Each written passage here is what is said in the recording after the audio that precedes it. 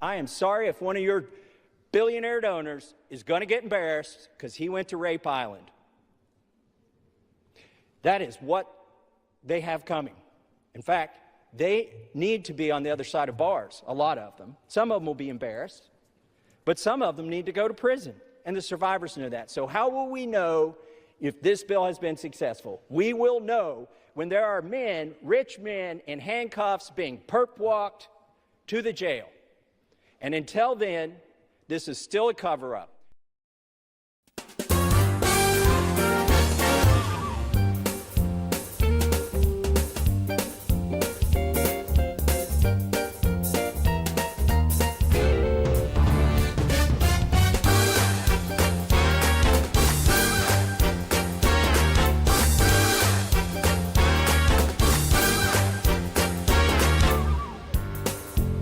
Ladies and gentlemen, now it's Too Late with Alan Mosley.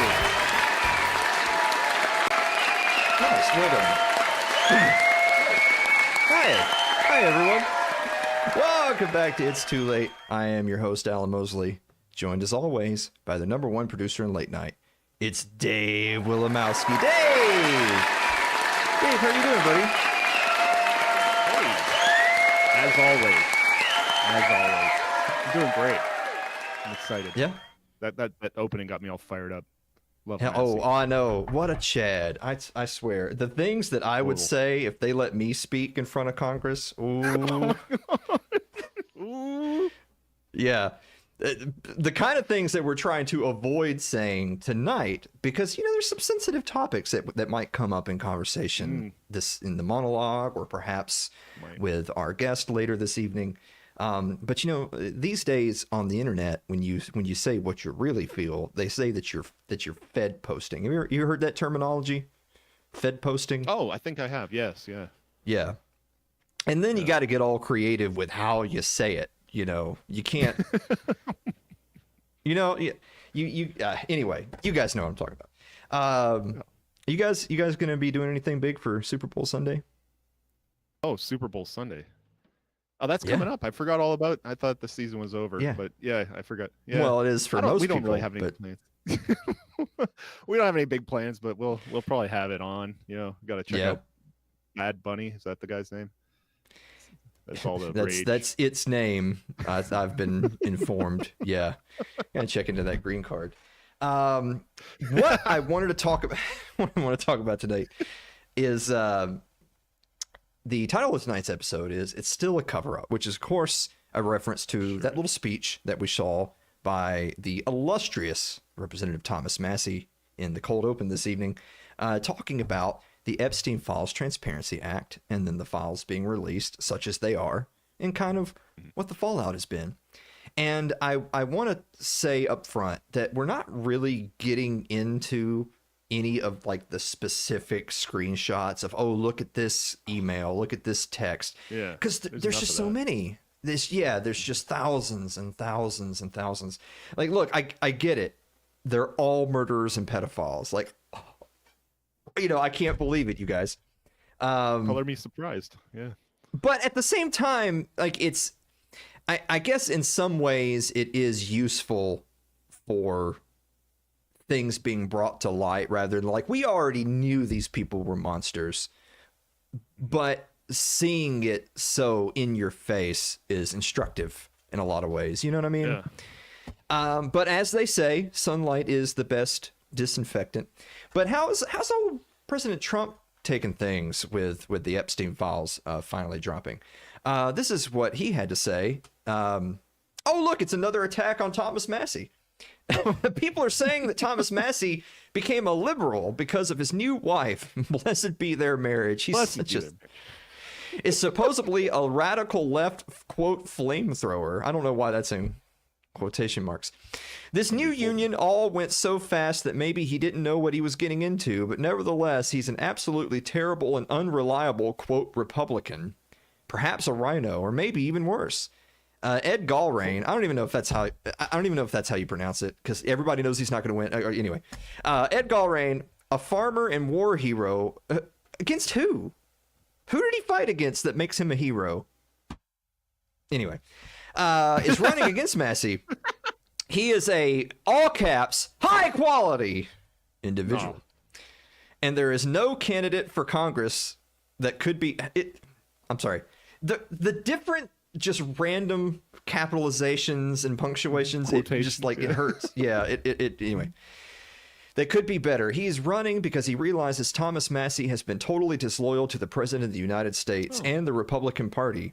Because when you get elected, Dave, and you put your hand on the Bible, you swear allegiance to the President of the United States and the Republican Party. He never votes for us. Never. And always goes with the Democrats. Always with the Democrats. Ooh. Thomas Massie is a complete and total disaster, and we must make sure he loses big. Big. I'll let you go check out Polymarket if you're interested in what the chances are that Thomas Massie's going to lose. Shocker, he's not. But I actually did want to take a moment to take a look at a thread that Thomas Massie just recently shared. This was just yesterday afternoon, and what it is, it's the recent omnibus bill that's being passed, and of course it's just full to bursting with pork and corruption. But importantly, it continues to fund a bunch of programs that Republicans, including allegedly the Trump administration, are against. So if anything, we should be thanking Massie for bringing all these things to light. Let's take a look at a few of these things. He said, I voted against the rule to bring this omnibus forward for a vote. Here's a breakdown of some of the most ridiculous items included in the omnibus and some America First items that were not. I offered amendments to correct these errors, all of which were blocked or refused. Here's the thread. By the way, everybody peep that top right corner. Look who follows. Thomas Massie follows me, you guys. All right, I'm sorry. Anyway, $5+ billion to provide cash benefits, healthcare, daycare, and job programs to refugees on taxpayer dime. Now, you guys might recall there being a little bit of controversy in the news recently about Somalian daycares getting millions of dollars, but there's like no children at the daycares, and so it turned out to be this giant fraud that was being perpetrated for years. So Massie saw that the bill's just going to keep giving those fraudsters more money.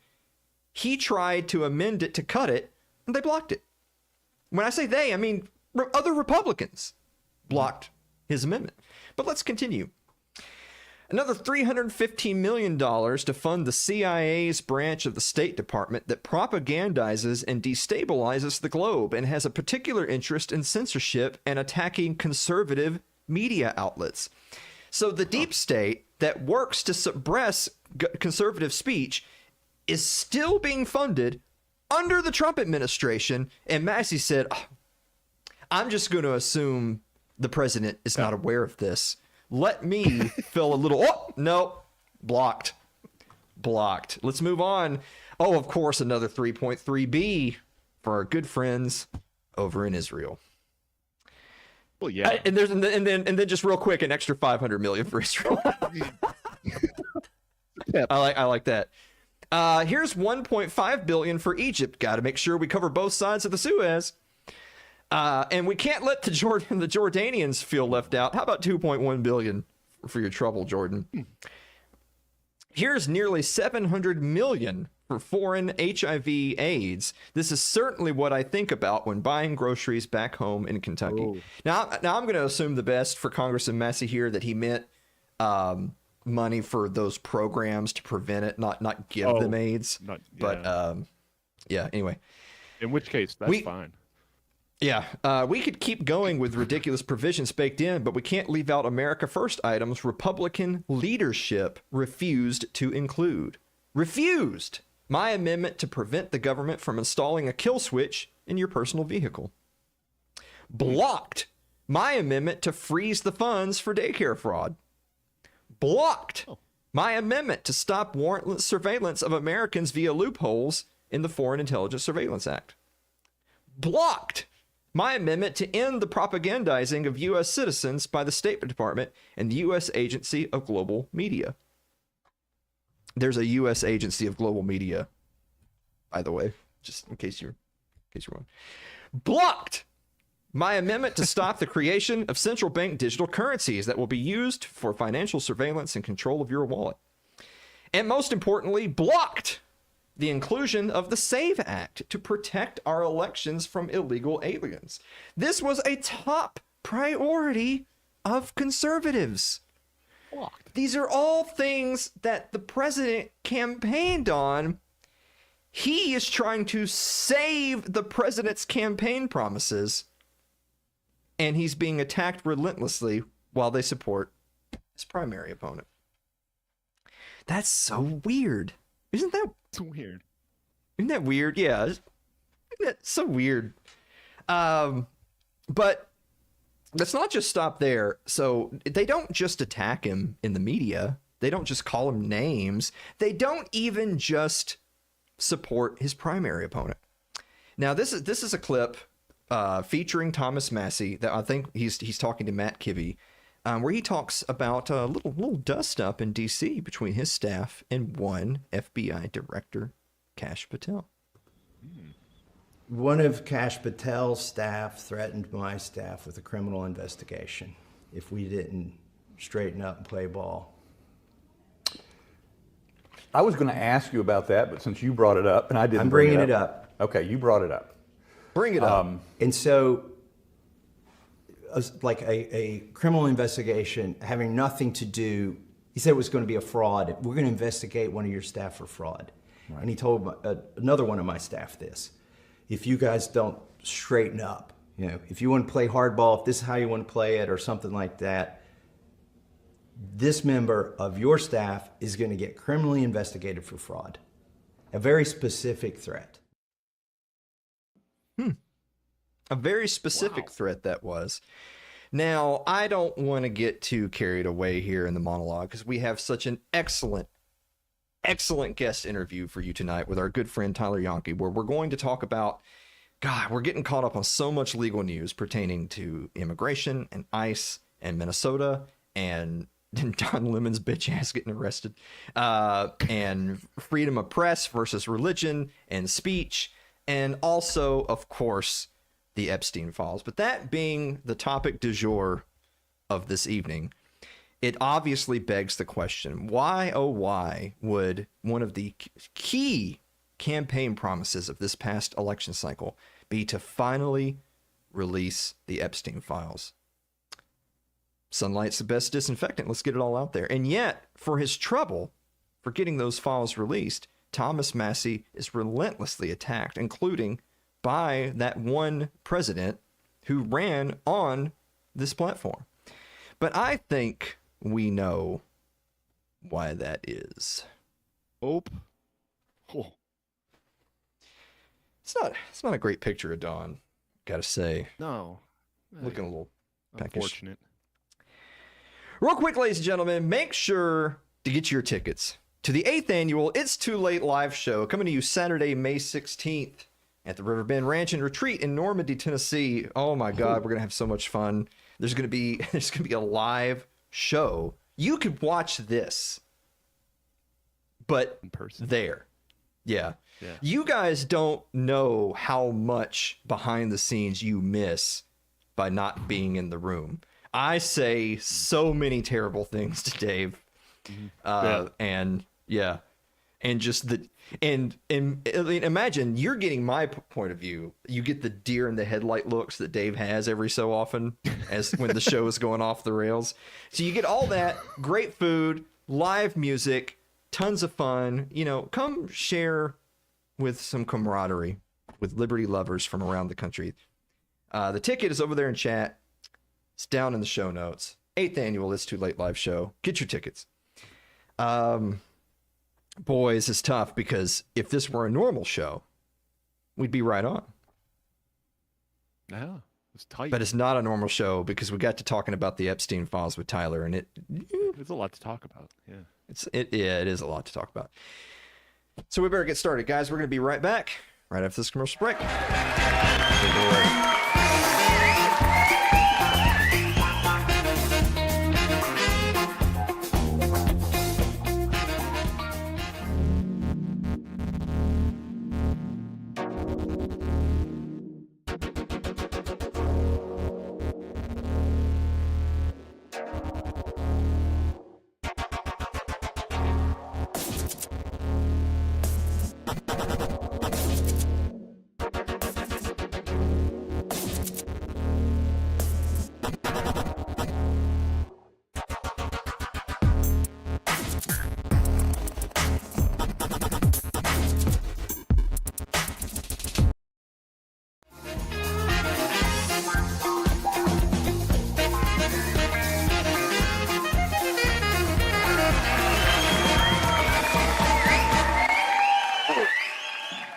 welcome back to the show, everybody. Our guest this evening is coming on the show for, I think, like the 4th or 5th time now, to give us some of the legal perspective on a potpourri of recent current events, going from Minneapolis, some arrested journalists, and of course the files of a certain former financier. But of course, that is our good friend, Tyler Janke. Tyler Janke, welcome back to the show. Hey, how you doing? Maybe third, fourth, yeah. It's something like that. And you know what? Late last year, I was thinking about having you on, and it was going to be a similar topic as this, but maybe the topic specifically would have been different, because just kind of where we were in time. And I decided not to do it. And it wasn't because I was anything against you personally, but in my mind, I thought, well, he was just on, so we got to wait a while. But actually, it's March is a year actually since you were last on. So that tells you where my brain is in terms of time. Time flies. So. I was listening to some podcast on the way home, and I looked at the date, and it was from 2022. It was something my wife sent me, some crime podcast. And I just thought, I'm like, that's 4 years ago. And that seemed time just flies. Yeah. So. Yeah. Well, we were talking really brief before we started the show, so I hate to get sidetracked so early, but I infamously, I turned 40 at the end of last year, or near the end of last year. And because I had spent most of my life telling people that just simply wouldn't happen. I was just going to go away at 39.999 years old. I failed my own challenge, and I'm still alive. So, but in a glass half full ways, I'm just on borrowed time at this point, if you think about it. But I also I feel like, and this, I guess it's just the old man coming out, is that I feel like now that I've been alive long enough that I can recognize that the time from like 10 to 20 felt a certain amount of time, and then 20 to 30 still felt like a pretty decent amount of time, but maybe lesser. But man, the time between 30 and 40 was, that's not good. Yeah, wait for 40 to 50. No, I don't plan on waiting for that at all. You won't, because it's going to come up so quick. Okay. Well, we're going to get into more of that at the end of the show. But in the meantime, a lot of topics I wanted to discuss with you. And the first one that I had said, admittedly, I don't want to get too bogged down on, because I feel like so much has already been said about the events going on in Minnesota right now between protesters and the people there, immigrants, and of course, obviously, ICE doing their job in Minnesota, particularly Minneapolis. And of course, there were the killings of Renee Good and Alex Pretty. And, this is one of those tough things. Before we even get into the specifics of their specific cases, and kind of like you've had time to sort of digest it. I'm sure you've seen the videos, and there's videos from different perspective, and there's all the different things go into that. I'm sure you've had time to kind of digest it and think for yourself your own opinions on it. But before you lay that on us, I want to just ask you kind of just a meta response, that it seems to me that we live in a world now where we are treated to so much more eyewitness video footage of these events in real time than we've ever had in human history. And yet that, I feel, has done absolutely nothing to decide public opinion. Does that make sense? Yeah. This topic is interesting, especially being diverted my life over to libertarian. So, you look at the Reason magazine or Cato types, right? They're probably all up in arms about the ICE stuff. And then there's the more right-wing side, maybe the Mises Caucus, maybe Dave Smith, right? Where he's kind of like, let's deport people. And I guess I'm kind of in the middle. One, I'm fine with deportations. I'm fine with what I would say starving the illegal immigrants, right? Start with funding, right? Let's just cut that all off and see what happens. But with that in mind, my problem, like, I'm not a fan of the good shoot. I mean, it's a good shoot, but because her last name is Good, that's the only reason you say that. But I don't think it was a quality shoot. And I have real problems with that ICE agent, what he did there. But what you say there is exactly kind of been my perspective from the beginning, which is the optics of this.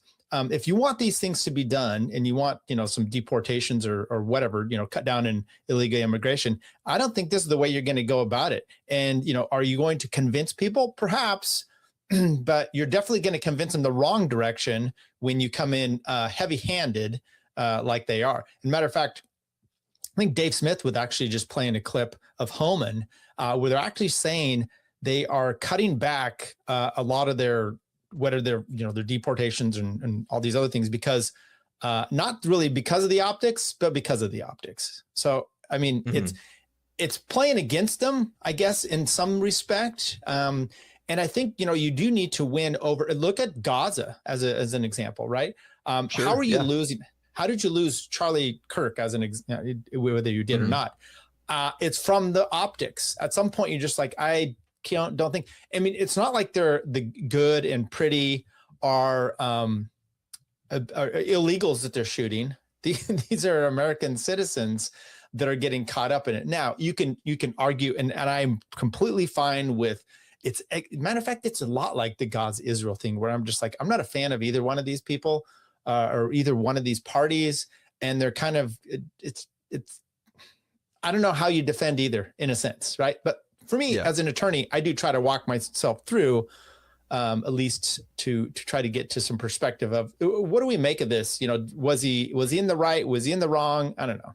So, it reminds me. I know the analogy has been made of like the civil rights movement, and so on the one hand. And I'm not here to relitigate that. It's more just to say that, look, at the time, there were plenty of people.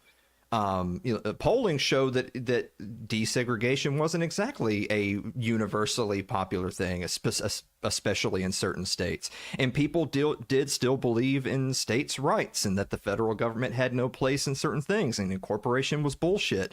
These are not things that I feel like are told. It's like the science isn't settled on a lot of these issues. However, when a lot of middle America families turned on their TVs and saw people getting chewed by dogs and mowed down by fire hoses, that changed their perception. It then became, well, I'm not sure if it necessarily changes my opinion, but I don't like what I'm seeing, and now public opinion is starting to tip the other way. I think hardline right wingers who are absolutely, I guess I would say I'm similar to you in the sense of I'm against illegal immigration. I am one of these people, simpletons, who narrows it down to the word illegals literally in the phrase, and so I don't have to think up a charge. They already have one. And I do think that rampant illegal immigration has had a lot of serious negative effects to the country. I don't consider those to be controversial opinions. However, I'm also an old enough libertarian to remember that the authorities are not the good guys, and when a evil tyrant gets into power, they all work for that evil tyrant. Just if you agree with the president, great. They now have an army of authoritarians at their command. If Obama is hashtag not my president, guess what? Now they have an army of authoritarians at their command. And I don't. I guess I've kind of reached the point where when people say, "Oh, good shoot," FAFO, I'm like, okay, well, you've lost your humanity, so I don't care for that. And vice versa, if you think, well, I've got it's okay for me to leave my children as orphans because I have to fight for the right for these illegal Haitians and Somalians to stay here. Well, you're kind of a retard too. Like I feel like we can agree both of those hardline groups are kind of retarded. So I agree with you. On the one hand, I'm against illegal immigration and I'm for deportations as a general rule of thumb of illegals. But also, I don't think that the jackboots should get to execute Americans on the street. I mean, I don't know what a take that is, but yeah, I don't think that that's right. Extraordinary take. But you made me think of something, because my thought, been hanging out with my brother-in-law, and he's more right wing, so he's just like, perfect. I have no problem with this, right? And I'm like, yeah, but COVID happened, and your reflexive answer in your support is because it's a cop type of idea. Mm-hmm. And I'm like, COVID happened, and we're in California, and the cops were the reason. I mean, the governor was dictating, but it's only goes so far if the cops don't do anything. And they were kicking people off of beaches, off of monkey bars, all kinds of stuff, right? It was just the most ridiculous thing you could ever. And I'm like, these are the same cops, same idea. Okay. So with that, I'm like, you know what we really need? If it was states' rights, right? If states' rights really came in here, then the federal government's not there. And then if that, Minnesota wants to just do what they're doing, let them burn whatever, California, and you do your thing. But then I'm like, you made a point, which is, in the 60s, states were doing their own thing. And then the Fed's like, we can't let you do that. So we're going to come in with the Civil Rights Act of 65, 66. So I think you're doomed either way on states' rights stuff. That's I guess the takeaway here we got. So, well, I guess what I would say is that what's the Thomas Sowell phrase? There's no solutions. There's only trade-offs, right? Yeah, I'm not saying it's not that I don't have a heavy heart when I say, well, I guess we're just going to have to let Minnesota burn. I don't like that. I know that there's plenty of Minnesotans who are in fact Americans who are like, wait a minute. Why am I being thrown to the wolves? And I get that, but I guess it's all a matter of context. So the context for me is I'm not saying that we're just giving Minnesota away to chaos and anarchy. What I'm saying is Minnesotans who don't like the way things are going, but who also have failed to make political change, at least they can vote with their feet in a truly federalist system. Whereas if we don't have that at all, then you're just sitting there hoping that government saves you. And when has that ever worked out? No, I'm in California. So, and I'm with this, let the states do what they want. I think that's a soft kind of divorce. I think we've talked about that, which is eliminate the 14th Amendment, stop this incorporation stuff, or at least do that, but they're incorporating it through the 14th. So that might be some sort of like soft divorce, right? If you just have like the states are in power. Now, California is going to shut down my right to own a gun, or would they? I don't know. We'll see. Yeah. Well, speaking of that, since you brought that up, let me get your comments on that before we move on. So we've already talked about kind of how the optics of things like that then pushes the fringes to you have your hard lines on either side of the issue that have absolutely no nuance or humanity to the conversation at all.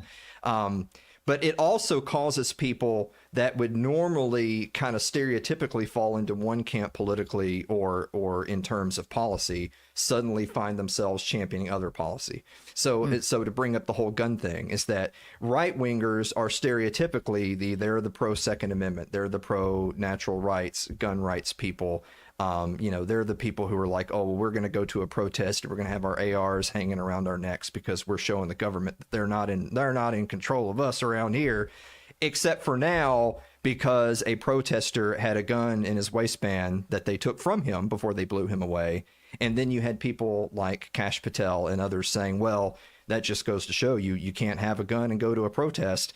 Well, and then you have, allegedly right-wing voters saying, yeah, that's right. We got to make sure that, those people aren't being responsible gun owners. So we got to, what's the Trump phrase? Take the guns first, due process second. Yeah. I mean, if there were no Donald Trump and this was 20 years ago and we had just met and I said, hey, I bet in 15 years, we're going to have a right-wing, I don't know if it's a majority, but a notable section of the right-wing electorate and their political champion saying, we got to take the guns first and due process second. You'd be like, what? I'm sorry, where'd that come from? But here we are. Well, if it was me, 15, 20 years ago, because I was a hard right-winger, I bought everything they said, I would agree. But now I'm just like, no. They're against free speech. Unless it's, depending on what. So I get that. What do you want me to say? It's similar to the pretty thing is similar to the good thing, which is you've got Kash Patel and these others saying, you shouldn't bring a gun. And I'm like, okay, practically, I don't think you should be, right? I mean, you can conceal carry wherever you want. But you've got to also be wary of what you're doing when you have that weapon on you. If you guys shoot, and you go out there, I mean, that's really, you take safety classes for, trigger discipline is specific for a reason, right? Because mistakes can happen. So if you're going to conceal carry, you maybe don't want to get into a situation where someone can take your gun, right? That's a big fear for a cop. Well, it should be the same fear for anybody else. So this guy out there, yes, you should be able to carry a gun. Does that mean that you should be, what we've seen, some of the courthouse stuff in when was that? COVID times where you're basically LARPing. I'm just like, I don't know that that's where you need to be putting your efforts, right? Is that really, I mean, I've talked to Lee Enfield down there in Florida, and he's, we're talking about constitutional carry, and he's like, yeah, that's fine. But does that mean you should, right? This is exactly what we're talking about. So you get the dumb Kash Patels saying this stuff. You get into dumb Trump saying this stuff. Gina Perino or whatever, not Judge Gina, I don't know. She was on Fox. Now she's like works for Dylan. She was just saying, hey, you bring your gun into DC. I don't care if you have a permit somewhere else, you're going to get locked up. And I'm like, this is the administration we have. But some of it stems from the idiots like this pretty guy out there, take it. Once again, if you have a weapon, you need to, it's the same with the car. You've got to know what you have and operate it accordingly. So I'm a fan of keeping your gun holstered and away from danger at all time. And that doesn't mean getting in a fight. At least that's me. Well, to get a little bit more into the weeds of some of the legal stuff, before we move on from ICE, Minnesota, part of this conversation completely, this issue has revived the conversation on qualified immunity, which is a topic that we've talked about a bajillion times before. We talked about it on the old show, The Gold Standard, a number of times. But it's revived the debate because there's a little bit of conversation about, the constitutional place of ICE and, is it the federal government's role to truly be enforcing, what's the difference between immigration and naturalization? Those are two different things. Who has what jurisdiction? You have some more specific comments like, well, if Renee Good has been shot, but she still has a pulse, and then they're cordoning off the crime scene, and she sits there and bleeds out over the next 8 minutes, and she's not being given medical attention or whatever. Well, what does that mean? You have accusations of, well, if correct me if I'm wrong, but I think, things like murder and manslaughter, those are state charges, right? I mean, it's illegal in the state of Minnesota to kill someone in cold blood. And I'm not saying that that's what happened. I'm just saying that if there was an investigation that needed to take place and the local authority said, well, we have reason to suspect that something is afoul here, so we want to investigate. But then you have federal forces saying, well, actually, we're going to scrub the crime scene and we're not going to give you access to any of this information. There's a lot of serious questions there about who's in charge and who has what jurisdiction. And then obviously there's the qualified immunity standard, which I know that you can explain for the audience better than I can what qualified immunity does and doesn't apply to, and how there's obviously a difference between civil and criminal as it applies to that. So I just said a whole bunch of words there. What's your opinion on some of the meatier topics there of kind of local versus federal, and who's in charge and what's a crime scene and all that kind of stuff? That's a lot you mixed in there. So yeah, I know. That's why I invited you. Well, okay, then ask a pointed question. No, I mean, you've got a bunch of jurisdictional problems, right? I mean, was ICE properly doing what they were there to do? That's first and foremost what you're going to have to take a look at. First of all, this isn't, I know Jose and some others out there, this is outright murder. And it's like, well, murder is, if you want the actual definition of it, it's, the intentional killing of another person, a human, with malice aforethought and lying in wait and doing, that's not what was happening. Okay. He didn't go out there and outright murder this person. We don't think, because you're not in his head, unless he said, I'm going to get into a confrontation and then pull my weapon and specifically do it. So it's some sort of negligent homicide at worst or best, manslaughter type of thing. And words are important, understanding what was actually taking place here. At least the good shooting, or the other one, right? Were they justified? Did he have fear? So these are the legal ramifications you're going to have to go about this. I could see where the state could come in there and say, actually, he shot and killed her, and we're going to press charges here. The DA, just like you saw with Chauvin, right? With his killing. And he got, same state, and he got convicted. So it's not such an open and shut case that so many, the right, the pro ICE side, I would say, are putting forth here. But it's so complicated because you brought up so many problems, right? First of all, you're going to go, was he acting in his official capacity? Okay. If he is, now you've got, some other problems. Was she attacking a federal agent? Was he in fear? Did they mess up the crime scene?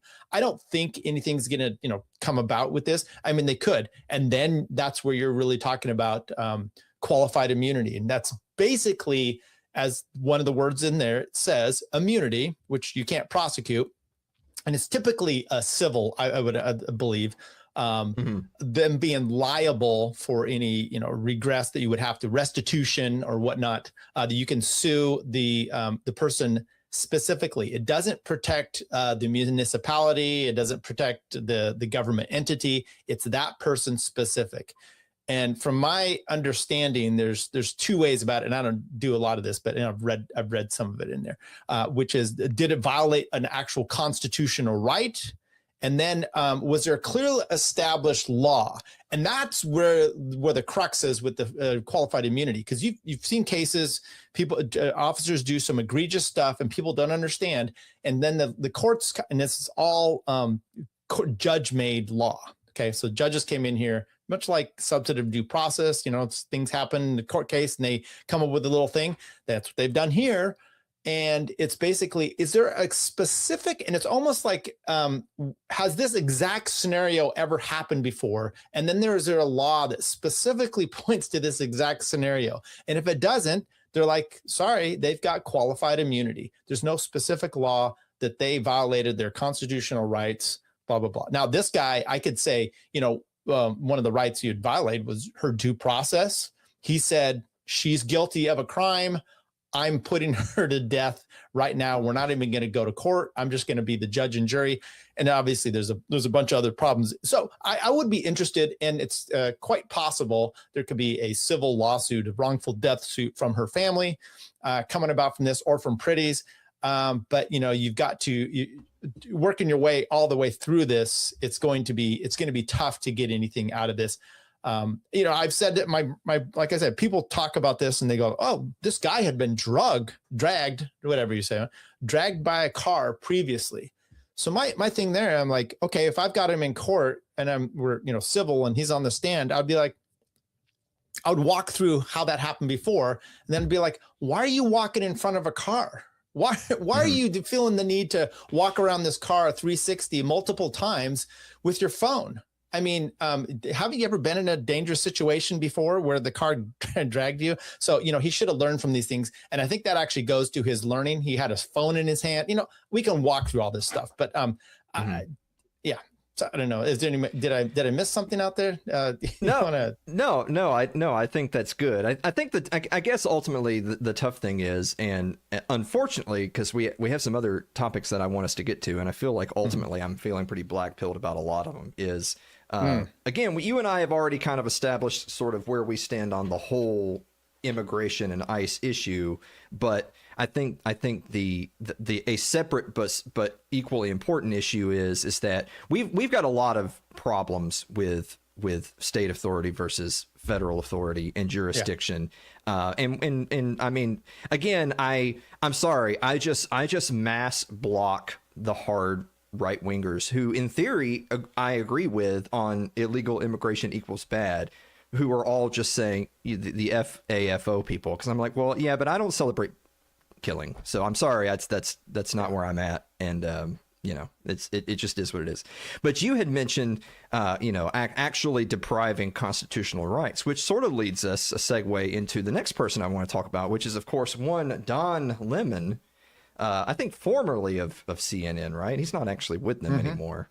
Yeah. But I don't have the video prepared for us to watch because it's too cringe. But everyone has seen the video of him accompanying, I think is a fair way to say, accompanying a group of protesters into a church in Minnesota. The accusation is that a member of that church or a pastor at that church was either a member of ICE or was being supportive of ICE or whatever the accusation is. And so they felt that gave them carte blanche to then storm the church while there were parishioners there and interrupt the service and scream in people's faces and make a scene and all that kind of stuff.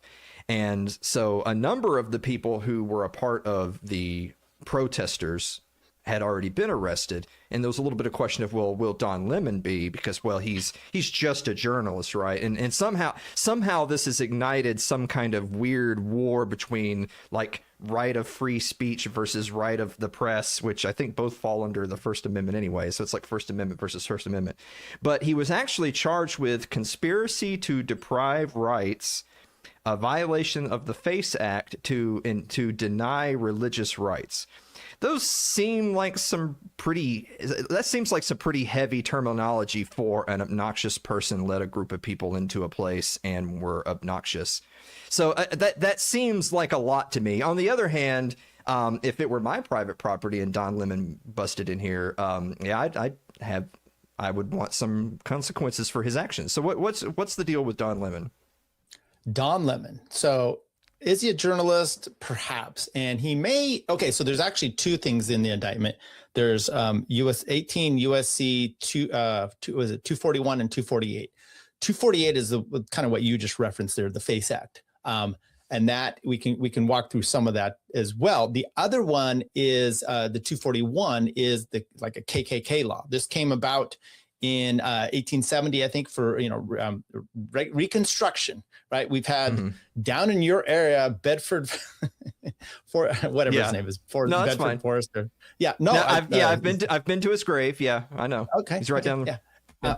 No, but I people want to check this out. Please do. I've done a bunch of stuff on like Mary Fagan, Leo Frank, and the KKK, the first, second, and third wave, and so this was down there. KKK starts, and there was problematic issues, right, with blacks and the KKK. So they came up with this act, and it's about conspiracy. Basically, I can read the actual definition for you if you want.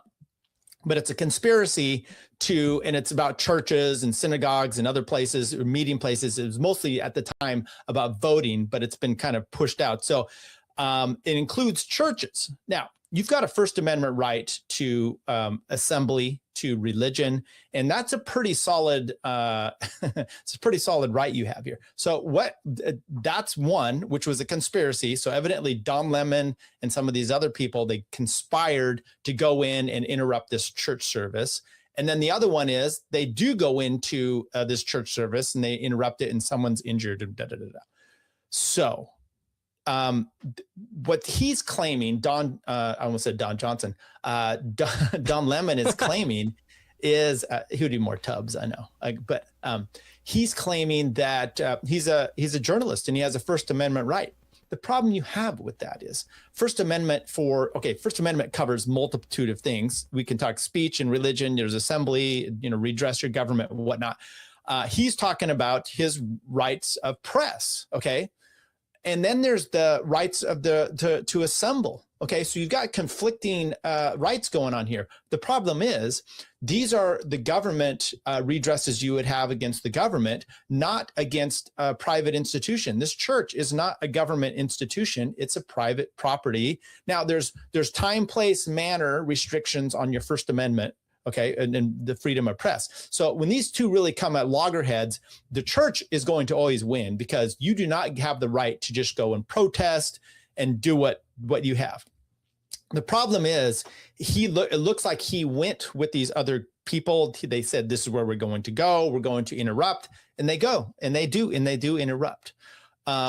I was watching DL Cummings today. He was breaking it down because I saw it and he's like, oh, it's going to be fine for Don Lemon. It's not going to get there. So I'm watching this and, his point is like, look, Don Lemon's just going there as a journalist. Okay. Let's think about, because I don't know if the same act, but part of it, maybe the FACE Act was for journalists in the Capitol on, 1/6. And you're going in there and this deal makes a good point, which is, just because you have maybe understanding that something's going to take place, do you have a duty to report this as a crime that's going to happen? Now Don Lemon's as dumb as they get. He had no clue that this was going to be against the law. Okay. But, trespass, all these kind of things. Of course it is. I'm sure he also wanted Donald Trump and others to be prosecuted under the same thing for the Capitol. So people go into the Capitol and they're filming. was it Steve Baker? I know other ones were Elijah. I don't think Elijah Schaefer. I don't think he was prosecuted for this, but he was allowed to go in there. People were filming, doing legit, quote unquote, journalism in there.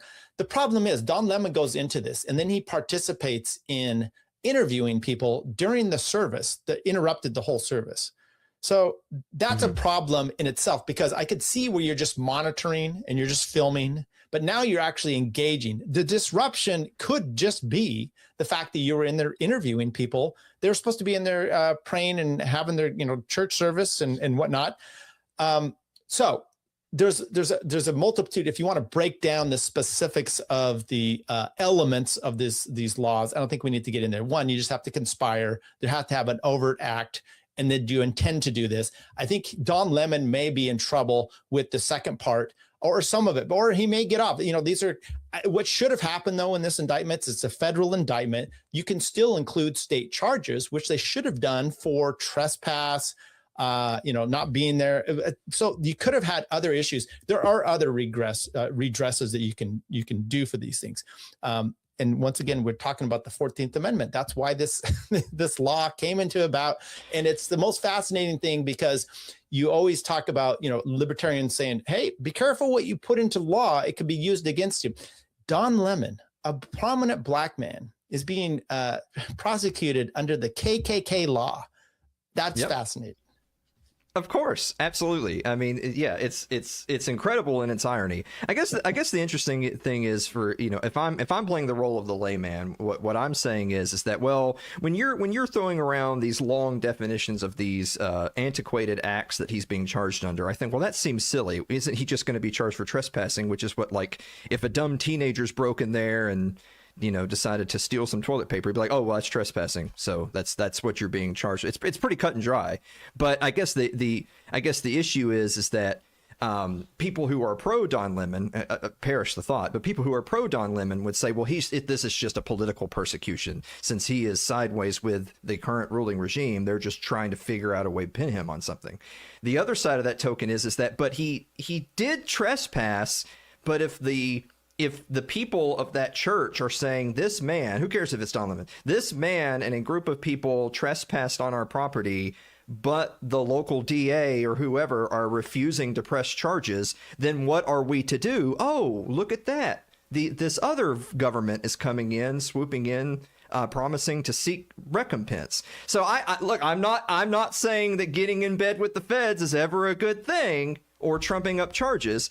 But I also can see the issue with this, that, well, if someone broke into my house and rummaged around, and then even if they left and didn't take anything, if I went to the police or the judge or the DA and said, what the hell is this? I mean, like, we even have the guy on tape. Can you do something about this? And like, oh, that's, I live in the South, right? It's good old boys. Oh, that's good old boy Bob. We're not going to do anything to Bob. I'm like, well, now what? I was just thinking too. So the church is open at certain times. So trespass, they may say, look, we're coming in. So then it's unruly. There's some other criminal offenses that you can maybe get them for, perhaps. I mean, this is, yes, I'm somewhat caught, and maybe I'm like my brother-in-law, where it's like, you're a bunch of illegals and a bunch of red-haired or blue-haired women protesting, and they got killed. I'm kind of like that with this one, in a sense, where I'm like, look, there's a reason why this federal law is in place, which is you've got, you can make, the First Amendment is not unrestricted. There's like I said, there's time, place, and manner that you have to be able, that they can restrict about.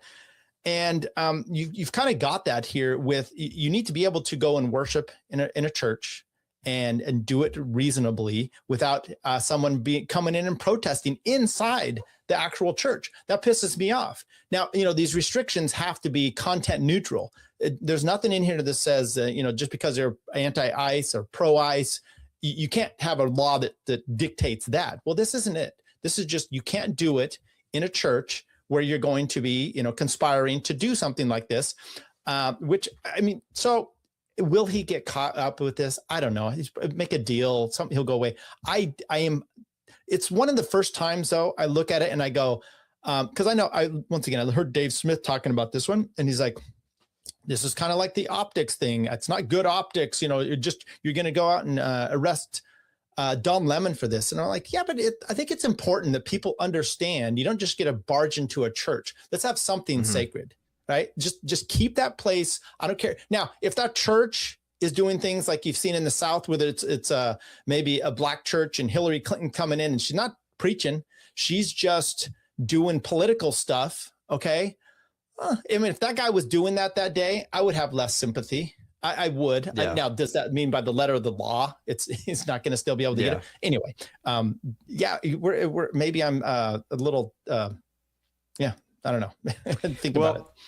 On that note, you've provided the perfect segue. Speaking of even less sympathy, we have to dedicate the rest of the time to talk a little bit about these 3 million new files that just got dumped that are all associated with what people affectionately refer to as the Epstein files. So I'm going to play for you a clip for you. I know you've already seen, but for the audience as well, so we can talk a little bit about this. Here is one Kash Patel, who, as director of the FBI, one would presume has his finger on the pulse of the entire Epstein investigation. So this is what he said prior to the files being, I guess, technically forced to be released by congressional action. There's no credible information. None. If there were, I would bring the case yesterday that he trafficked to other individuals. And the information we have, again, is limited. So the answer is no one? For the information that we have. In the files? In the case file. Okay. All right, so just for the audience, really, look, we don't have to sit here and bash Kash Patel for the next 10, 15 minutes, because I don't think there's a lot of Kash Patel fans already watching the show. But just to help inform the audience, Tyler, if you or I get summoned to testify in front of Congress and we lie or obfuscate the truth, what happens to us? Yeah, you could be even Comey, right? That's for perjury. Yeah, you're not supposed to lie before Congress. Yeah. So if you do that, then what happens? Well, if you do that, nothing will happen. You have Brennan, who's done that. Comey just did, and then they couldn't figure out their. We don't have to get down the Comey mistakes, but by Pam Bondi and the DOJ there of why he's not being prosecuted, but they are still under the statute of limitations, so I think they could possibly get him. And I think they should be doing this. This should be something you don't just get to go out there and just say what the fascinating thing, though, we talked about qualified immunity. There's other immunities to slander and defamation, which is being able to testify like the congressman. They do it all the time. They say bullshit. They lie. They're not subject to this kind of stuff. Now, with him, you heard him say, he goes, with the documents we have. And he was trying to be a little specific. He's not a bright attorney. Okay. So he doesn't necessarily get to do the lawyerly stuff that like Bill Clinton was good at, because I think he still made a lot of comments there that, the question is, did the documents that just got released, could they lead to us, someone, charging him with perjury? I don't know. Have you gone through them all? No, sadly, I haven't gone through all 3 million new documents that have been dropped. But specifically to that, because there's a lot of small questions, and then there's a handful of kind of more bigger discussion topics, I think, for us. Among the smaller questions is, you just as a reasonably informed person, do you believe, and redactions is a separate question. We'll get to that in a second. Do you believe that all of the Epstein files that the feds have been released? Yes or no? Oh, no. Yeah, I don't believe any reasonable thinking person does think that. That's just number one. And number two is your understanding of the bill that was passed by Massie and Kahana and was signed by Donald Trump. I mean, I guess he could have at least vetoed it to just force them to vote on it again for the supermajority, but he did sign it. Is it your understanding that bill said that, well, actually, the only thing that you can reasonably be redacting is like victims' names, which those should be, if victims who haven't already been identified, if their names are in there, those should be redacted. And then, of course, they're always going to reserve the whole threat to national security thing, and that's broad and problematic in of itself. But generally speaking, there was not supposed to be a particularly high amount of redactions. And they also, I believe, had a deadline of like a few Fridays ago that all of this information was supposed to be released. Is it your opinion that they obeyed the law? So two things. Let me back up on all. This is how I know that they have not all been released. You Okay. have not seen phase 2 binder people out there yet, have you? No, absolutely not. Well, there you go. They got the phase 1, all those amazing alternative journalists, and phase 2 binders haven't come out. So we know that that hasn't been the case, and those people aren't tweeting about it. Now, did she obey the law? It doesn't sound like it. It's also Ro Khanna said he's drafting articles of impeachment, Pam Bondi, because she hasn't done what she's supposed to do. It sounds like to me, and I haven't read the bill that Donald Trump signed. And by the way, Dan Bongino went on his podcast yesterday and bragged about how you wouldn't even know this if it wasn't for Trump releasing these files. And you're like, wow. Okay. Yeah. Regardless. What were we talking about? Well, what we're talking about is that one thing we're not going to talk about is I don't have 50 slides to show people over the next 5 or 10 minutes of, check out this screenshot that I just found that people are sharing. Because frankly, for one, there's so much material. No one has really had a chance to truly dive through it. All of these random, shocking, breaking reports of check out this from the files. It's really just because someone just dug it up and found, ooh, that looks interesting. Let me share that on social media. Because it's a lot. Yeah, it's a lot. So it is true that a lot did get released, but what I'm afraid of, for one, is that it's full to absolutely bursting with all manner of degeneracy and depravity and horror and torture and sexual abuse and everything that you would feared is in it is totally in it. The problem is that thousands upon thousands upon thousands of pages that seem to implicate all of these horrible things that we've feared over the last several years, ever since Epstein was arrested for the second time, not even the first time, because he was already a convicted sexual predator. And that's a whole other conversation, is the redactions. Namely, Epstein says, oh, wow, glad you enjoyed the sex and torture. Who he's talking to, redacted. So what do we do with what are we supposed to do with that? Is disobeying the law. And I'm sorry, go ahead. What was your question? Well, it's like so I guess it's more just kind of an impression of, on the one hand, so a lot has been released. It's like, if I'm just giving my general impressions, is a lot has been released, but I feel like that us as the public at large are basically in the exact same position today as we were, say, 6 months ago, which is we have strong reason to believe a lot of horrible things happened. And we have strong reason to believe that the authorities have evidence of these horrible things.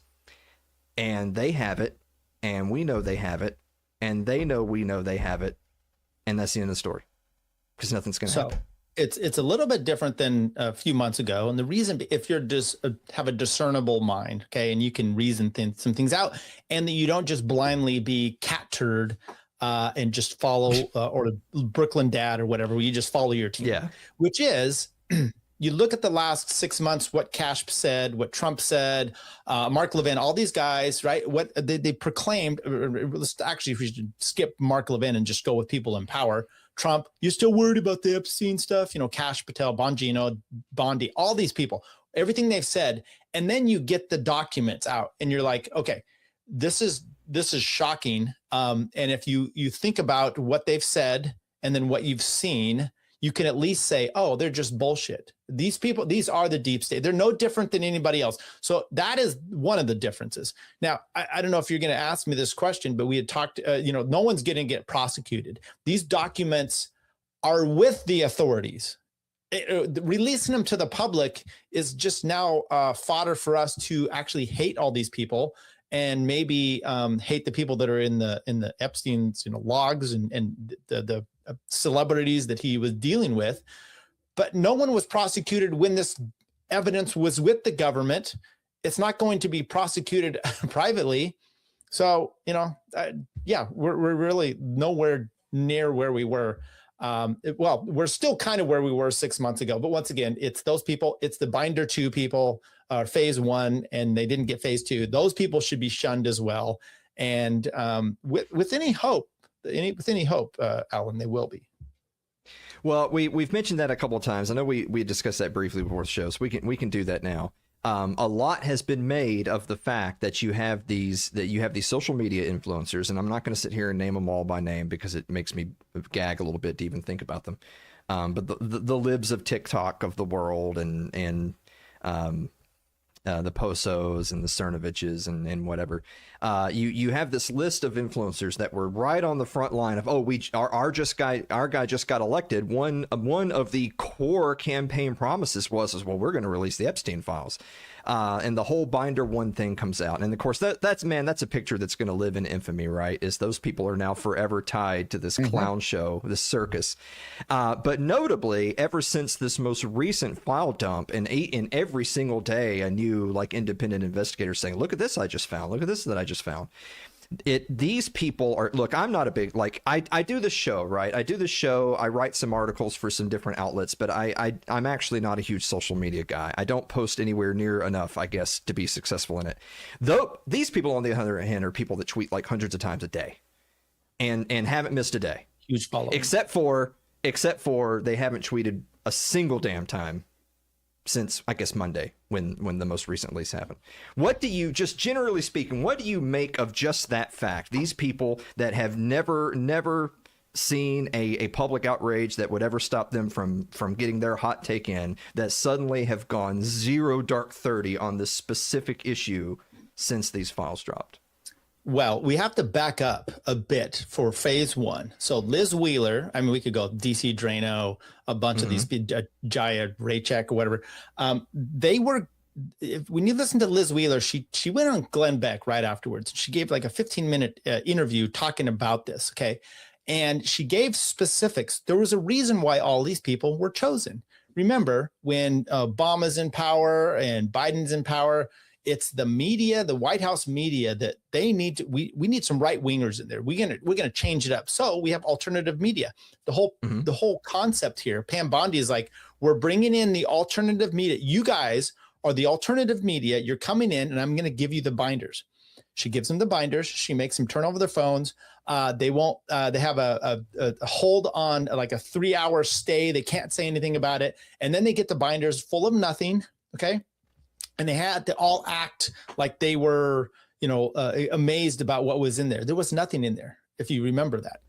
So They were supposed to be alternative media, but they were just lapdogs for this whole scheme, right? So take that into account first.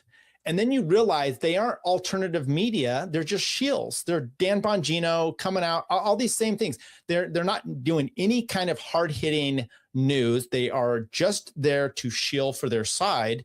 And that's disappointing. I mean, if you want a news organization, the people have said, oh, this could be national security issues. You're like, wait, what?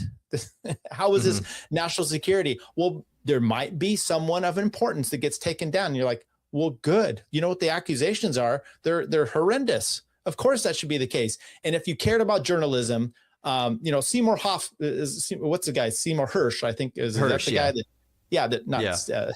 Hoffman, the pipeline, he's done all these things. It's like, I don't know what his political point of view is. I just know that he goes after a lot of government corruption, and you find it. Imagine if these people tried that with their access, but that's not what their access is for, and that's not what they get paid for. So that I had to bring that kind of from the back to understand where they are now, to put it in context, which is they think of themselves as alternative media, but they're not. And that's why they're not if that was the case, they would be. I think Cernovich did some posting about this, and he's the only one. But he's the only one, and I'm not a fan of him, but he's the only one from that phase one that seemed really disgusted with everything and was kind of hiding in the background. You can find him in some pictures, but at least, I guess I give him a little bit of credit for that. But it's been wonderful because once the Trump administration, a self-own, and this is just another example of that, which I'm fine with. But you start out from what you said to begin with. Do we change minds? No. The cat turds of this world, the other one, just right wingers that are going to work, they're not caring about this. A lot of them, for some reason. Yeah. I hate to be so like black pilled about all of it, but I feel like on the one, don't get me wrong, on the one hand, I think it's great that a lot has been released. I hope they continue to fight to get more released. I hope more files get released. I hope more files get released unredacted. I hope Massie and his crew are able to go in the DOJ and sit down with the files and say, okay, well, we need to unredact all this stuff. All right, let's get this stuff released. I mean, they do technically have a law in the book saying they're supposed to, so I do hope it turns out that way. With that said, I think at the end of the day, the public at large, they want justice, right? They want evil to be punished. And you had already mentioned the phrase, the statute of limitations. I know that there's even if we have a massive document of 3 million files that implicate all these people, I know that from a legal standpoint, you would say, well, these are just like a bunch of texts and emails between all these powerful people. And they say, a lot of them say some really questionable shit. Like, we'll call it what it is. But I feel like if we're really going by the letter of laws, that all of these texts and emails don't alone condemn them all to be hanged, as much as we would love them to be. But what I would say is that I would think that would be enough evidence to suggest that an investigation should happen into those people. But we know the authorities who were just trying to hide all of this from being released to the public at all, the authorities who are doing all the redactions, are also the ones who would theoretically be in charge of said investigations. And they're telling you to their face, actually, we're not going to do that. Yeah, so statute of limitations as far as like criminal acts to a minor child, I don't think there's statute of limitations for most states don't have one for that, or even if it's like a federal crime as well. So, you can go after them still for that. But you're absolutely right otherwise. Like I said, all the officials have had all that information, and it's tough because I know a lot of the stuff in there, and maybe this is just Epstein, the way he works, which is you do something, I get this every once in a while, a client, I do family law. So a client's like, you're trying to have communication with the other party, and sometimes, they want to set them up. So they send an email making a claim, to what it is. Another person doesn't reply back because you're just saying bullshit. So that's kind of, I don't know if that's all what Epstein does, but it's like, hey, Bill Gates, remember that time you wanted those meds because you gave your wife an STD? Now, is that Bill Gates admitting that that's what happened? That's just Epstein claiming that that's what happened. So you would have to do some investigation right there, right? Get his wife's medical. I don't know. Well, I guess what I'm saying is that when it's all of that with the kids, right? Yeah, I guess what I'm saying, the point I'm making, though, is that when you say the phrase, you have to do some investigating, you and I can't do investigating. The authorities have to do investigating, and the authorities, I'll just say they're in on it. So if the authorities are in on it, then who's doing the investigating? Well, yeah. So you said you just can't go out and hang someone. Well, you could do public lynchings, and you could, this goes back to, maybe you can help me with this, which is, a libertarian idea of public shame, right? Which is, hey, you're shamed in the community. Now, it's taken to its, what I don't like as a logical conclusion, which is canceling people, right? That's kind of what's happening here. Now, I don't want debanking and all that, but I was just, my wife watches this show. Okay. And let me just get it. It's called Southern Charm. And it's about these, these rich people in South Carolina. And she's, catching up a few years, and it's during COVID, and someone gets mad about one thing. And it's a black person. She sends it to one of these white chicks on there, and she replies with a monkey. Now, 2020, 2021, this chick gets canceled, right? That happens. Now, she didn't get debanked, but she got, socially a pariah. So this is what we should be. Obviously, it's going to happen to these people. Peter Attila, I don't know if you know who that is. It's this world-renowned, fitness guy. He just got hired by CBS. I watch him because he's really specific into cycling and some training stuff. He was on Epstein Island, and he's trying to come out with excuses. And it's like, good luck. This is what happened. Yeah, exactly. Well, exactly. Is that, and I love Thomas Massie, and I obviously support what he's doing. But there's that famous speech that he gave in Congress where he said, you will know that we've won on this topic when rich, powerful people are being perp walked. I think the unfortunate thing is that's just, I just don't see that happening. If that never happens, I think best case scenario is 60 years from now, when we're in old folks' homes or dead, all the information comes out and they say, oh, turns out it was them all along. But it doesn't matter, right? Because, the pages of history turn, no one cares.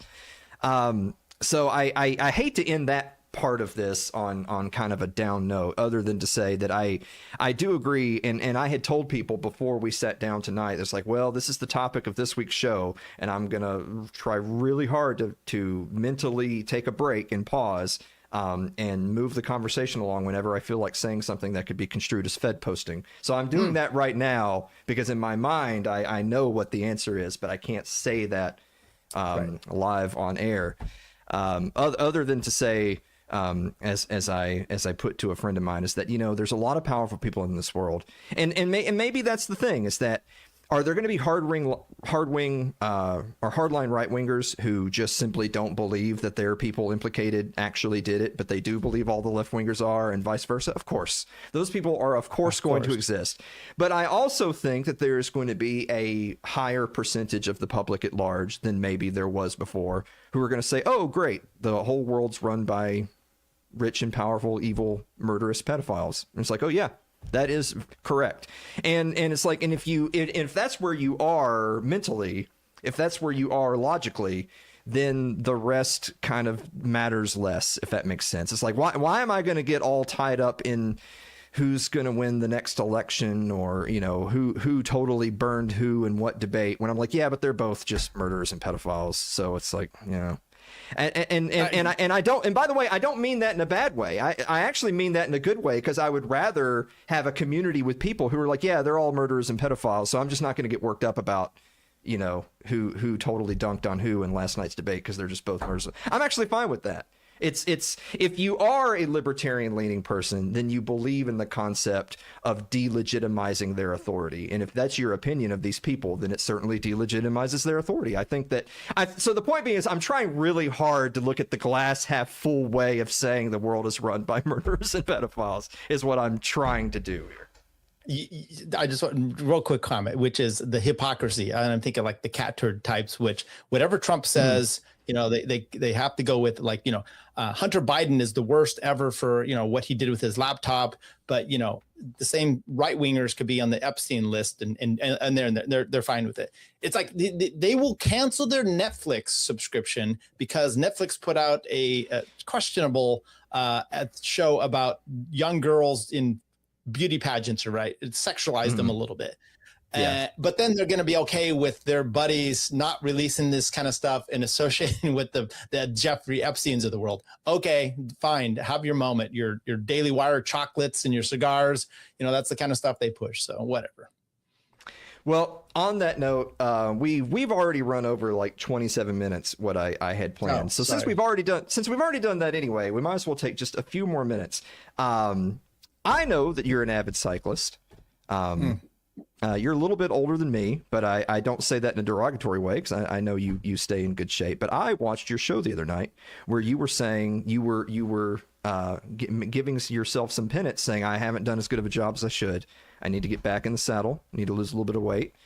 And I had told you before the show started that we are, as of now, we're 14 weeks away from the 8th annual It's Too Late live show. That's the level of retard that I am, that it's the 8th annual It's Too Late live event, which of course you are certainly welcome, very much invited to attend. When is it? That's pretty. The weekend of May 16th. Okay. May 16th here in Middle Tennessee. It'll be beautiful. It'll probably be really hot and humid. But if you want the Southern experience, it's got to be hot and humid. But anyway, with 14 weeks remaining, as I've told everyone, that's 14 weeks for all of us fat, lazy people to getting our bikini bodies ready. Because you're going to be seeing all your internet friends, and you know who you are. It's easy to frame yourself up like this so that you look like you're in good shape. But if I stood up in front of the camera, I was a fat piece of shit. So I'm back on the exercise bike. The current routine I'm doing right now is 6 days a week. I bike 22 miles. Okay. And I try to keep a pace of roughly like 26-ish miles an hour, is according to the little, reader on the bike thing. It's not fun, by the way, but the reason I do it is, I'm flat-footed. Running sucks. I think running is fake and gay. And so I do the exercise bike because I'm not as sore, after doing it as I would be if I was running or doing other things. So you being the avid cyclist, what is your recommendation to the audiences who are listening, who are planning on joining us at the live event, and they're thinking, shit, I got to lose 20 pounds right away, or they're going to point and laugh at me, which we will. Well, let me just back up. By the way, speaking of shaming, this is us. Yeah. We're shaming you to make you be a better version of yourself. That's what we're doing. Well, I have been. This month has been really well. It's only February, but January was really good. I become a fat slob myself. We're similar. It looks like in our weight. I don't know how tall you are. I'm 6 foot. I used to be really super fit, and I'm not anymore. We don't have to get into reasons why, but I'm on the comeback trail. Okay. That's the main point. So as far as you on the bike, I mean, that's good. I would just try to mix it, do what you're doing, get, the base miles in there, but you're going to want to kind of mix it up as well. Okay. You're going to have to do some different, what they call hits, high intensity training stuff. You can do, intervals. Those are really good for, changing your body type as well. Sorry to tell you this, you're going to have to probably, if you just do biking, you're going to have to at some point do some running, because the older you get, you need to have, your body, your muscles and your bones. You want to create some bone density. You can't just do the bike stuff all the time. Just throwing that out there. But I mean, my wife does the gym, she does all that stuff, and she mocks me for just the cardio shit I do. So I have to get in the gym as well. I'm trying to do it all. And we all should be doing this. So I'm 188 right now. You just said that. So whatever your goal is, I'm going to get down there as well. When is your thing? May. So, okay. I got a few months. Yeah. 14 weeks from today is the week or weekend of the live event. And I'm 189. I'm trying to lose like 20 pounds. If I could get to 169, that'd be pretty good, I think, for me. I'm 5'10". I think 5'10", 169 at 40 years old. I think that's not bad. That's great. So I am doing a little bit of stuff. So my routine is that I'm biking. I'm doing the 6 days a week of biking, because I kind of have the attitude of, well, you're fat, so you have to punish yourself by burning a ton of calories. I love it. But also, I'll do the things of like, I've got like my 25-pound kettlebell. I'll do squats. I'll do some halos. Do some stuff. I do push-ups. So like I do some of that stuff. Like I'll do setups. A prison workout. It's kind of everything you could do, like if you're just in prison. I like that. Yeah. Yeah. Well, I mean, it's stuff that I do in my own. I don't have a gym membership. So in my apartment, I do have a rowing machine, and I enjoy the rowing machine. But I can tell you right now, I don't do 22 miles 6 days a week on the rowing machine, because I enjoy living my life.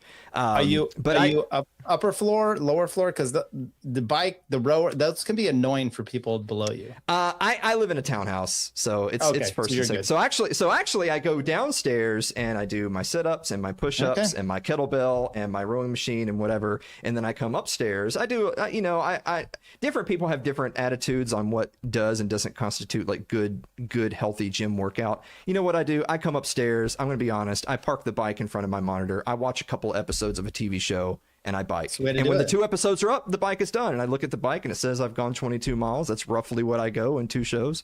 And I say, that's pretty good. That's what I do. It's not rocket science, but I think it's, again, it's compared to what, right? We're economists. So compared to me eating pizza rolls and doing none of those things, I think it's pretty good. The question is can I lose 20 pounds between now and May 16th?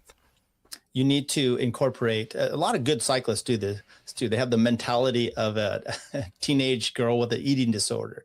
So if you kind of bring that into it, you'll lose some weight. And Okay, I'll tell you this really quick. We're way over time now. I'll tell you this really quick, and then we're gonna wrap up. The last time, because I've told you my weight in my adult life has yo-yoed a lot. I have been and I'm ashamed to say this. I went to my 10-year high school reunion as like a 262-pound dude at 5'10". That's obese. Yeah. I've gotten all the way down to like 170. So so the point is, it's like we have proof of concept, right? I know how to lose weight. The problem is I know how to gain weight too. I'm really good at both. I'm super good at both. I know that there's people out there that are listening that have struggled with weight loss, and I don't mean to belittle their efforts. I just tell people jokingly but seriously, I don't think losing weight's that hard. It's just I can totally gain it all back in an instant. When I lose weight the most effectively, I do what I affectionately refer to as the DACAL diet. So don't quote me on that. Basically, what I do is I eat egg sandwiches. I literally eat egg sandwiches with little cheese, little bacon on them. That's it. That's all I eat, and drink water. And I lose a ton of weight really fast. The problem, of course, is that when you stop that diet and stop biking 130 miles a week. Yeah. So how do you maintain? You look like, in my mind, you've been a cyclist, but you look like you're in good shape. So how are you going to stay in good shape for when you're 40, 50, 60, 70 years old? So I grew up, I was skinny. I was racing from, young age. I was a professional cyclist for many years. And then I stopped and I gained a bunch of weight. And then the last 15 years ago, I started back into racing again it's called a master. It's like senior tour for golf type of stuff. And I got all the way down to like 148. So I was super skinny. And then I had a bike wreck where I broke my neck and my back, and I kept eating. See, that's the point here, was the diet never stopped. I just kept eating the way I was doing, like I'm burning, 2,000 calories a day type of riding, right? But you're not. You're burning zero. And so you just keep eating. So that's the problem. And so I have to get back to that. And for me, I'm all or nothing. I'm like, I don't just go out and do a little bit of riding. It's like intense, the eating, every calorie counting, all that kind of stuff. And it's a pain. But I have to do that because my wife is looking at me side-eyed lately, and it's not a good thing. I'll just tell you that. See, I feel like that we're similar. We're very different people, but I think we're similar in this regard, that if we're laser focused on a particular goal, then we're 100% all in. But in this particular topic of weight loss, is if you do something that many might find to be extreme in order to reach a very lofty fitness goal, and then you decide, well, I don't want to do this every day for the next 60 years, so you just stop, then you gain it all back just as fast as you lost it. So my issue has always been, I'm always open to tips and suggestions on what I could be doing better. But my biggest struggle has always been, okay, let's say May 16th gets here. We have our live event. Everyone has a great time. Everyone says, wow, Alan, you look great. And then I decide to, obviously, I'm going to reward myself. I mean, look, we're going to be eating a lot that weekend, right? I'm going to be entertaining people for like 4 days. We're going to go out to eat. We're going to eat, it's going to be very decadent. When that next week rolls around, you're going to be thinking, you know what? I deserve to reward myself with a treat. And I got to see all my friends. I got to eat a lot of good food. But look, I'm in good shape. This is the best shape I've been in my adult life. But I know it really sucks to have to put myself through the torture to get into this kind of shape. So I don't want to have to do that again, but I don't want to have to eat egg sandwiches and ride a bike 6 days a week for the next 40 years. Where is the middle that works? I can't find it. I just can't do it. I can't find it. So, we'll move on from this, but basically what I did find, going too intense, is you back it off a little bit and you enjoy, like, you do every once in a while, you eat, you change your diet, you enjoy yourself a little bit, right? You don't have to be so extreme. And I think that's and then the other one is just maybe pick a goal. So you've got this one, this is just an interim one, right? This thing in May, it's just interim. And then you've got something else beyond there. To then it just becomes lifestyle, right? You're going to start feeling better, you're eating everything. But you've got to, it's work. And you say gain weight fast, but my brother, I keep mentioning him because he told me once when I was fat before, he's like, look, you didn't get here overnight. It took you a while to get this big. It's going to take you a while to shed it as well. And it's actually more time to do that. So, be nice to yourself, but then also treat yourself like the temple that you are, Alan. Oh, of course. I mean, boy, if I had a nickel. Well, on that note, Tyler, where can people go to support you and check out your content? I have a show. I do some legal stuff. It's called LPR. It used to be Libertarian Podcast Review, but you can find it.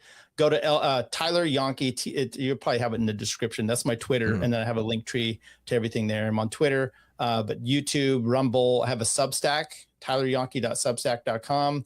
But yeah, come check us out. Usually do a show at least once a week. And thanks, Alan. I really appreciate you. Well, this is a lot of fun. I knew that you were the right guest to talk about some of these topics, but I just enjoy talking to you about everything. So I appreciate you very much coming back on the show, buddy. Of course. Guys, we're going to be back to wrap up right after this commercial break. Don't go away.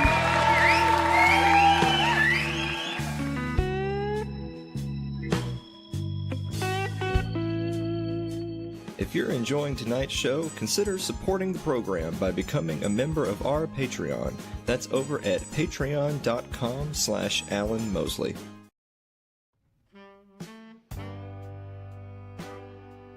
Like our Facebook page. It's facebook.com/Alan Mosley TV. You can follow me on Twitter. It's twitter.com/Alan Mosley TV. Subscribe to our YouTube page. It's youtube.com/Alan Mosley TV. But if you're more of a listener than a watcher, you get us on your favorite podcasting platform of choice. Thanks to Spotify. It's Too Late with Alan Mosley or Alan Mosley TV. Also, don't forget to get your tickets for the 8th annual It's Too Late live show. It's coming Saturday. What? Why does that say Saturday, June 6th? No, it's not. Wait a minute. What happened? I don't know. How could that possibly say that?